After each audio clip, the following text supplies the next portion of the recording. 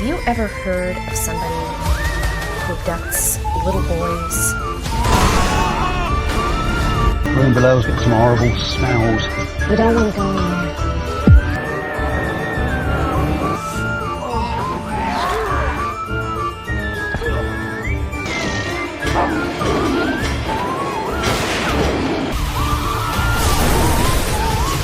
What are you doing? Complimentary room service. Here is that.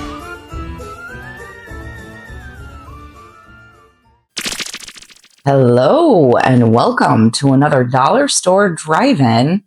I'm your host, Laura, I'm Joel. and we're the Newly Deads. And if this set looks weird, it's because we're on vacation. We're in Galena, Illinois for our anniversary. We are recording this actually on our anniversary, which is 10/31. It's 2025, but our actual anniversary was on October 31st, 2020. Well, it seems so long ago. Yeah, 5 whole years. 5 years in the world is completely different. It is completely different. But yeah, that's why we have a weird background today. We are just on the fly. We wanted to get this done, and Joel needs to get some editing done. So yeah. But if this is your first time tuning in, this is a weird episode to be tuning in on. But we're glad you're here. We are here to discuss a movie. That is the whole goal of this show. It's a half-hour chat show where we talk about a movie that we've watched. If this is not your first time, welcome back. Hopefully you aren't weirded out about the weird format. Looks like we're in a hospital waiting room or something like that, but we're actually in our Airbnb or VRBO or whatever. Wicker furniture. Yeah, we have wicker furniture behind us here. So thank you either way for joining us. We really appreciate it. If you do want to find some information about us, you can go to our website, which is thenewlydeads.com for all of your Newly Deads needs. On there, we've got information about our shows, where you can find them. We do other kinds of videos on YouTube and sorts of things like that. Mr. Newly Dead does weekly unboxings. He does movie reviews, and we do snack videos. He does a blog where he does other movie reviews, and so you can check that out on that website. But we're here to talk about a movie, so let's get on into it. The criteria for the movies are that the movie needs to be under $5, hence the name Dollar Store Drive-In. We try to make it nice and affordable for everybody. The movie must be a horror, thriller, or sci-fi genre type movie, and it needs to be a movie that either of us have never seen before. So that's the criteria. We try to keep it like that every single time. This month was a little bit different because we were trying to celebrate Halloween and all things spooky, like always. But Mr. Newly Dead curated a list of different movies that we watched. Most of them, all of them, could be found on Tubi TV, so you can find them for free on your own as well. Yes. But today, the movie that we're reviewing is called The Jester. And I don't have a synopsis pulled up, but I can quickly pull that up here real quick. Let's see here. You want to talk while I'm doing this real fast here, Joel? I'm just getting Is in it real from creepy 2023? close. It is from, yes, because the sequel just came out in 2025. I found it. All right. The Jester 2. The Jester 2. Electric Boogaloo. All right. So I'm going to read the synopsis. You ready for that? I guess so. Okay. And then we'll get right into it. So I'm going to just do this. Okay. A malevolent being known as the Jester terrorizes the inhabitants of a small town on Halloween night, including 2 estranged sisters who must come together to find a way to defeat this evil entity. Yeah. That was the other thing he tried to find, was all Halloween-related movies. So it either took place on Halloween or had a Halloween theme to it. So it could be like last week or the week before, we watched The Haunting one, where it's like a haunted house kind of thing, like a haunt. The Haunt. Yeah, The Haunt. Yeah. That's what it was called. Yeah. Halloween at Aunt Ethel's was last week. Yep. Yeah. Yes. And so they're all kind of spooky adjacent and spooky themed. I forgot the other one. It don't matter. Yeah. You'll be viewing this after Halloween because today is Halloween and he's not going to get it uploaded today. But yeah, you'll watch it as soon with us next week. next week. Well, it'll be this week for you. Yeah. Anyway, So it'll be right after. So you can keep that Halloween spirit a flowing. time travel. Time travel. All right. So is it time to watch the trailer, you think? Yep. What? Let's do like a little trolley. Because we're in Galena They and have they have lots of trolleys here. So Galena, Illinois. We came here actually, just a funny story. We came here right before Halloween because they usually do a big Halloween parade. And so we were like, oh, let's get in before the crazy crowds and stuff. And then we'll head home today to pass out candy and do that normal Halloween kind of stuff that people like to do. And then we found out that they had their Halloween parade last weekend. So it's been kind of a weird situation because I feel like everybody's Halloweened out here. A lot of places are switching over to Christmas already. So it was still fun. We still had a lot of spooky skeletons and fun things like that. Found lots of cool stuff. If you've never been to Galena, it's a really cool area. It's right next to Wisconsin and Iowa. So it's like a trifecta: Illinois, Iowa, Wisconsin, very Midwest. Very Midwest. Very Midwest. Ulysses S. Grant, the president, has a home here. So I mean, he's dead now, but yeah, had a home here. the house is still here. Yeah, it's a really neat area. It's really, really hilly. You might want to avoid it in the wintertime because I was like, this will be scary in the ice and the snow and the storms and stuff. But Think like mini San Francisco or mini Kansas City, Missouri. yeah, very Lots of hilly. good food. Lots of Tennessee's nice people. probably hilly. There's a lot of places that are hilly. Yeah. We thought it was weird though that we got a room really easily and then we realized why nobody's here anymore. Yeah. So, all right. Well, I'm going to pause it for a second so you guys can watch the trailer and we'll be right back to discuss it.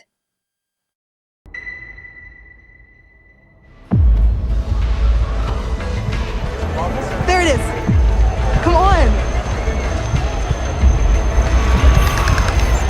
Yo, JC, you good?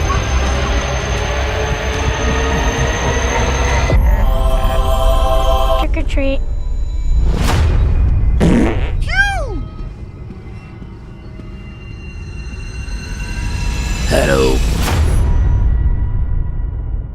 I tried.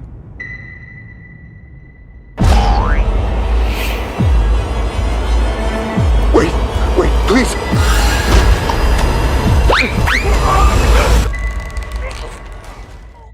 I have hated this man my entire life. I know you know what you did to cover up for something inside your gut. It is festering, gnawing at you. You can feel it and try to bury it. But that rot is spreading, a decaying hole swallowing your heart. Man, there's blood on you. Is it yours? I never really believed in ghosts.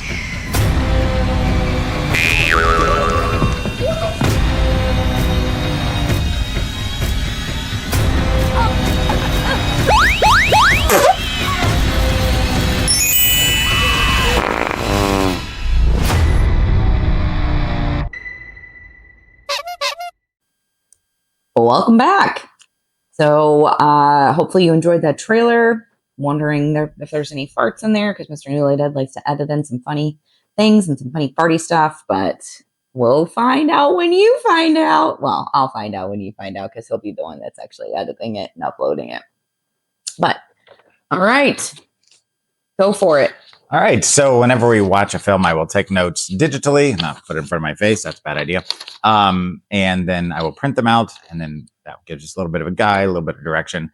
I also draw pictures on it sometimes. And at the end of the year, Miss Newly Dead will take all of those notes, put them into a flip book, put them on our website, and you can find the last 2 years, both 2023 and 2024, currently available on the site. All of these notes from 2025 will be up sometime after the new year. No guarantee when, but that will happen at some point. This year, Mrs. Newly Dead has committed to take notes. However, I did take notes. Yep. I just the book is in the car packed in my suitcase. So those of Whoops. you who are used to seeing her hold up the notes and go, they exist. They're just not here. So she's kind of winging it as far as what she wrote down, I Right. think. But as long as you remember kind of what you wrote, I did hopefully. Yeah.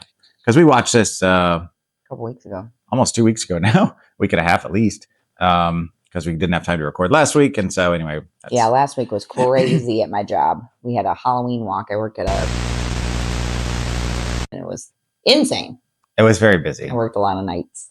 long hours. And I volunteered some of those days as well. And so, yeah, it was a lot of time. But anyway, that's all the behind the scenes stuff that you don't need. So The Jester is from 2023, currently sitting at 3.9 out of 10 on the Internet Movie Database. It is based on 3 short films, Jester 1, 2, and 3. And then now the sequel to the long form film just came out. It was doing a small Fathom event, I believe, or a small theatrical release of some sort. I'm not sure if it's available to stream yet, but if you do end up watching this and you like it, there's more. So this is written and directed by Colin Krawchuk, fun name, right? Who is known for The Jester 2, which I just mentioned, a bunch of short films, and then the short Jester films. And he wrote all of those, and that's it. That's all he's done so far. So right out of the gate, he's like, I'm going franchise country big time, and so far, Franchise country. making it work. This was also co-written by Michael Sheffield, who co-wrote the original Jester film and shorts, but not the second one for some reason. Don't know why. So this stars, You know what you forgot to do? but I forget. You forgot to show me the drawing that Oh, you made. look, there's a drawing. He drew the Jester. That's really cool. It's just a thing. I wish you could show it. I mean, could you show them? I mean, we're in a different spot here, so it's a little easier for Yeah, it's neat. us to show. Yeah, So he's got a mustache though. I don't know. I like him. And I do the dot thing. I know, I like it. Little dots. Sorry. That's all right.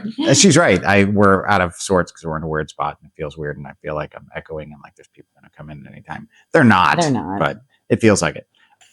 So this stars Michael Sheffield, who played both the character of Liam, who's one of the characters that is being stalked and murdered eventually by the Jester. Spoiler alert. He also played the Jester in part 1 and 2, even though he didn't write the second one for some reason. He also played the Jester in the original short films and some of the other short films that Colin Krawchuk did. So he is the David Howard Thornton of this franchise, I guess. Mhm. This also stars Lilia Symington, who is in something called The Marksman, Brute Force, which sounds like a thing. Bury Me Twice, which I don't know if that's like a zombie thing, like you have to bury him once and bury him again, or you're just really bored. And then Something's More Than Anything. No, Something's More Than One Thing. My notes are hard to read. This also stars Matt Servito, who was in 73 episodes of All My Children. Whoa. These soap actors seem to do a lot of episodes, and then also seem to do other stuff that pops up in our feed a lot. He was in something called The Killing Zone, Rhinoceros Eyes, which They're watching you. I was going to say when rhinoceros eyes are smiling, but they're also watching you. And 24 episodes of The Sopranos. Oh. 24. Yeah, I wrote 2 and then I wrote a 4 Who did there he too. play? I don't know. Oh. Somebody with a funny nickname, probably. Mhm. I don't know if he was one of the mob guys or if he was. Gabagool. But 24 episodes, I'm assuming he's a mob dude. And then finally, Sam Lukowski. That's Lukowski. It's a weird spelling, but fun. Who was in Ghost Game, which I think we played that before. You're Effin' Dead. And if you look at, that's the way it's spelled on the thing. Mhm. Call Girl of Cthulhu, which I've heard of this one. Not seen it, but I've heard of it. And Ninja versus Monsters, which I think needs to be added to the queue at some. So at this point, my lovely wife of 5 years turns to me and says, What'd you think? and let's find out. So I'm trying to avoid one thing here because I don't want to get into that until we get to the end. But the Jester is as she said, a malevolent being. He doesn't talk. He uses a lot of pantomime. And the way that he kills people is that he makes them essentially kill themselves. Like at one guy, he pulls a necktie and a noose appears around the guy's neck. And the guy like literally is hung suspended in midair from this noose. And then when the people find him, it looks like he did it himself. So all the characters in this technically died by the hand of the Jester, but They look like they died by suicide or other means. right. So it's kind of like Saw, but without the Hmm. hey, you're going to learn a lesson sort of thing. Although it was interesting because as it got further into it, you kind of get to find his motives, and his motives are sort of, he's trying to show people the error of their ways. So he's kind of got a righteous cause, I guess. I don't know if it's really because you don't need to kill somebody to do that. But like, and I don't know how he tells them that they need to do these things or else they're going to die. But one of the things that he uses is that he can basically talk through other means. So like there's a point where there's like a woman that is one of the characters is talking to a woman and she is talking to them, but she's talking as the jester, but she's using her own voice. So it's almost like he's possessed her. I don't remember if that was a dream or just a moment that happened because it's been a little while and I don't remember, but I do remember that was the way he was communicating. So I'm assuming that he kind of uses that as a way to say, hey, you need to do this or I'm going to kill your face. He's very dapper. He's got a top pane. He's got a really top hat. Top pane. A top pane? I don't know what a top pane is. A top hat. You were saying, sorry. The design of the guy is really cool. I mean, he looks creepy. I mean, he looks like a jester, almost like the Black Phone kind of mask, kind of like the grabber, smiley grabber. Yeah, I like that guy. It's a hard mask. Like it's you hit it, probably it's plastic or something like that. It's pretty solid. He's cool looking. I do feel like he was trying, like you said, to be like Art the Clownish, kind of like a little Terrifier, that kind of thing. Like when he was in the graveyard or whatever, doing that little jig. And he's got a top hat and a cane and a full suit on. So, I mean, they're trying to lean into this kind of iconic sort of thing, which I feel like. Yeah. He was like mean to kids. Remember the candy heart or whatever? He was mean to kids. Yeah. Well, he was taking there was kids that were taking candy from another kid and they were picking on him and the jester happened to see what was going on. And since he seems to have a sense of righteousness in some capacity, even though it's twisted, he starts taking candy from one of the other kids' bags and putting it back into the kid that they were picking on. And they're like, hey, you're taking our candy. And then I don't think he actually kills them. No. But he scares them to the point where they take off and he like grabbed his hand or something through the bag. It was yeah. And his hand was missing. So he's got some magical powers of some sort. Mm-hmm. It's kind of ill-defined a little bit, in my opinion. But at the beginning, you feel like he's like this just evil force is just doing bad stuff. But reality is he's kind of got a motive behind his agenda. There are rules to this, but we can't quite figure them out. Like I said, he seems like he might be magical. And there's one scene where they go in, one of the characters is trying to get away from him. She runs into a liquor store. The guy that's there is hitting on her. And the liquor store looks like this shop in Halloween Pussy Trap Kill Kill. Because it is basically completely empty. Mm-hmm. There's a couple bottles on the shelf for set dressing, but because they're shooting the whole thing in like a wide shot and she's running around the whole place and the cops show up, you're like, where is everything? It's like a news store. Are they going out of business? What's happening? Right. It's very strange. It feels a little like a TV movie in the way that it's shot. But if you're a first-time filmmaker and you're just kind of learning the ropes, you're just going to go with what you know. And so maybe that's what Colin Krawcheck is familiar with. Mm-hmm. I don't know. But there is a lot of death and blood, guts, and gore, icky stuff. It's not too overly violent, but there's definitely some stuff there that's kind of icky. I wrote here that the jester wants to show you the truth. So I guess that kind of leads back to the motives.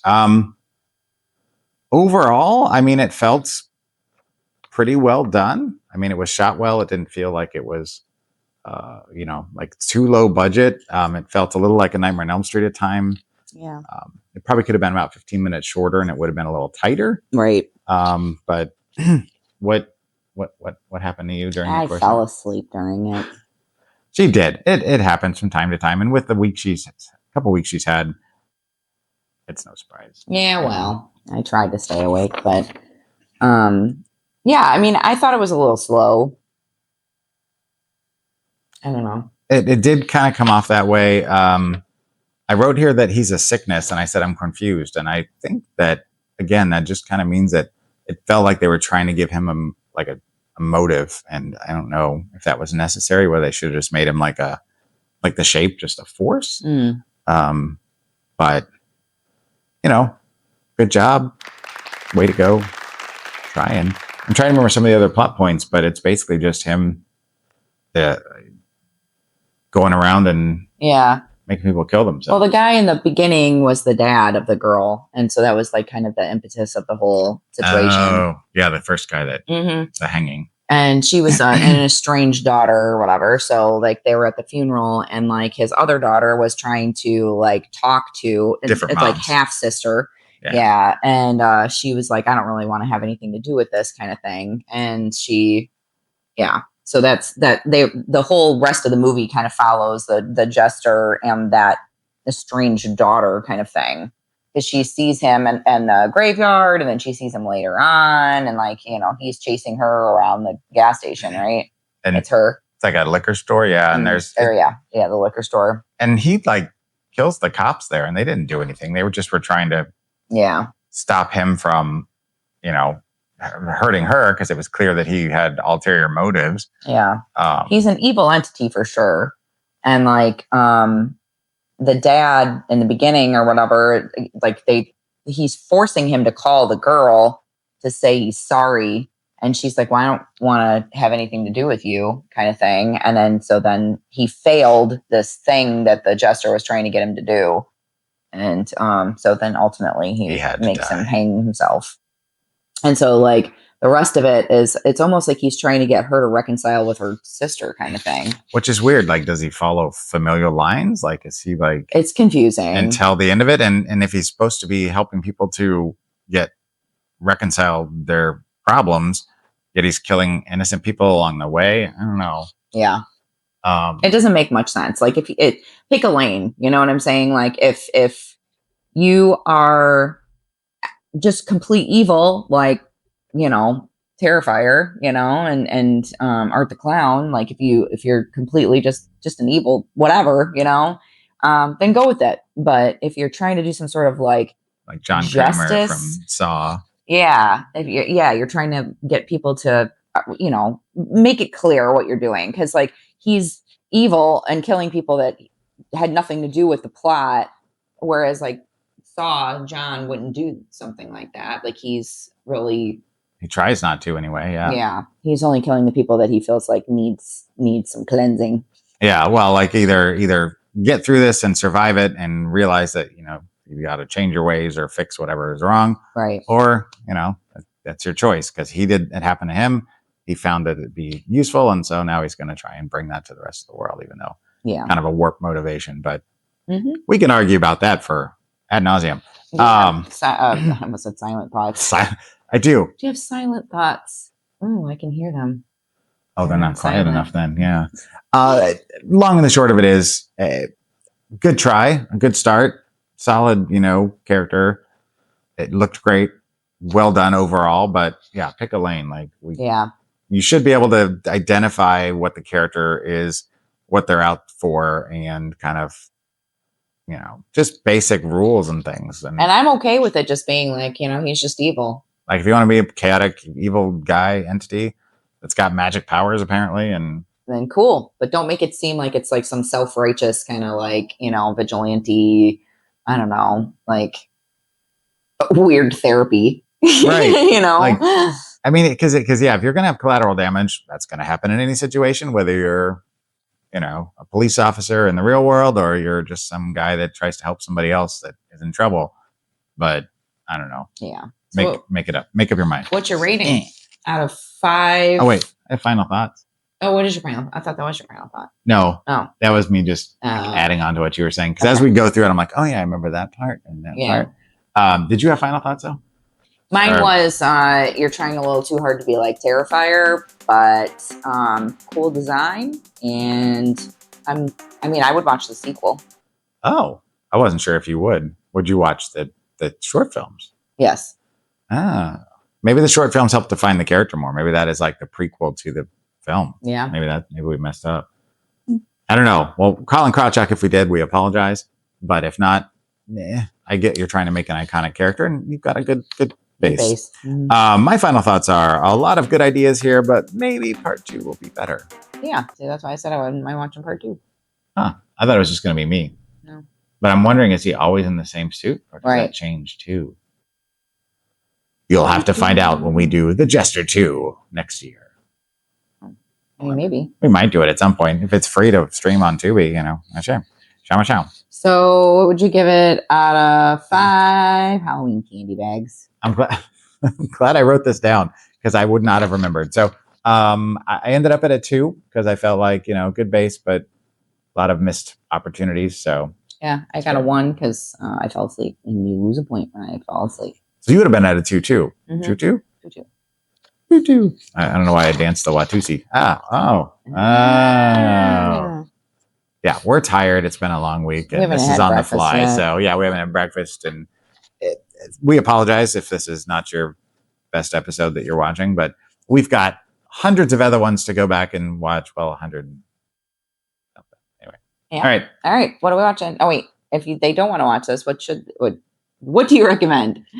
Well, I was trying to avoid it, but you kept bringing it up. So the obvious answer is 2016's Terrifier by the very talented Damien Leone with David Howard Thornton and Lauren Rivera and I forgot his Elliot Fulham. Oh, and Samantha Scavidi, Victoria Hayes, my favorite character. Anyway, yeah. And part 4 is currently in production right now. When you're going to get the backstory of Art the Clown, I don't know if that's a good thing or a bad thing, but I trust Damien Leone. Me too. He seems to know what he's doing, and boy, howdy, they are not for everybody. But yes, Terrifier, I think, laid out the rules, has a very similar character, and it came before this. I did check the original Ninth Circle, the original short film that Art was in, was from 2008, and this did not come out till just recently. Although the original short films were like 2016, I think, for The Jester. Anyway. All right, what are we watching next week? I did actually bring it with me. Look how nerdy I am. All right, we're watching Skinwalkers. From 2006. Skinwalkers. All right. 2 packs of werewolves remain. One that lives to hunt and kill, and the other that lives in peace with society. Both are suddenly signaled by the moon of the coming of an ancient prophecy. A 13-year-old boy, half wolf, half human, will control the destiny of the species, triggering an all-out war between the 2 packs as the boy's life hangs in the balance. This sounds a lot like... Twilight meets the Underworld? No, Underworld. Just Underworld. I thought skinwalkers were shapeshifters. I think didn't they think are. were werewolves. Are they? And I agree with that. I mean, I'll put that up here. I'll look it up real quick, and I'll write in this little spot here. I'll Yeah. put that down. But I always thought skinwalkers were shapeshifters. You are correct. So the fact that they're using that as a werewolf thing now, Technically, what? a werewolf is a shapeshifter. Oh, lycanthropy is a form of shapeshifting, I guess. I mean, if you want to be... If you want to get real, like. Anyway, this one does have some names in it. It did have a theatrical release. I've been actually wanting to see it for a while because I like some of the people in it, and it's sticky apparently. But we did find this used somewhere. I don't remember where it was at. I think it was at secondhand. Sticky Films. At stickyfilms.com. Don't go there, please. That'll show up in your search history. Different kind of skinwalker. And different kind of skin walker. Not a werewolf. It's a their wolf. All right. All right. Well, thank you very much for watching this chaotic episode. And until next week. Keep it cheap and creepy. Bye. Doesn't mean you go chasing the dead. It may be your robot, but it's my house. I want to get a close look at these sharks. Sounds dangerous. Well, I'll be careful.